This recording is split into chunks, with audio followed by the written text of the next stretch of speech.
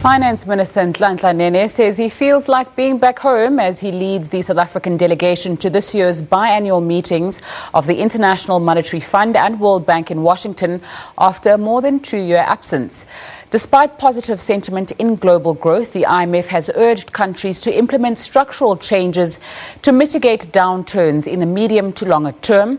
That was the crux of the message from the leadership of the IMF and World Bank, who affirmed the projection of 3.9% global growth for 2018, but warned that the GDP debt ratio worldwide was a cause for major concern.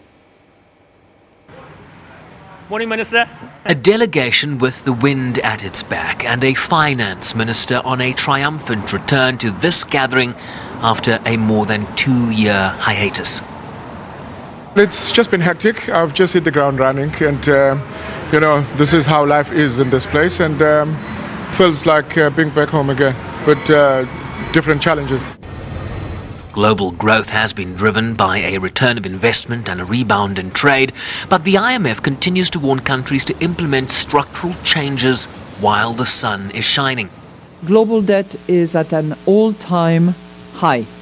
It stands at $164 trillion, which is 225% of GDP, of which the private sector accounts for 2/3. Public debt in advanced economies is at levels not seen since the Second World War. And in low-income countries, if recent trends continue, many, not all, will face unsustainable debt burden. They warn of increased financial vulnerabilities as a result of high debt and expressed concern over threats to international cooperation. One more downside risk that is on everybody's mind relates to international cooperation, which has served us so well over generations, helping to reduce poverty and deliver more progress for more people than at any time in history.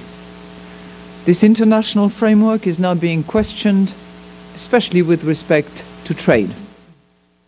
The World Bank urged African policymakers to focus not just on reducing debt, but to fill infrastructure gaps and invest in human capital as a matter of urgency.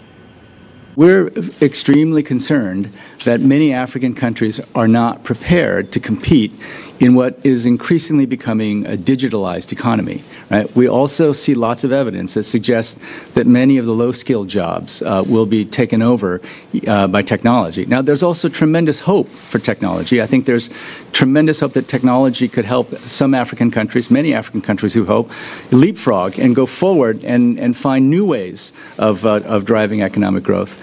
But that there's no getting away from the need to invest much more and much more effectively in health and education. Countries also encouraged to take a strong stand against corruption, which remains a cancer to development outcomes and achieving the Sustainable Development Goals. Sherwin Bryce-Pease, SABC News, Washington.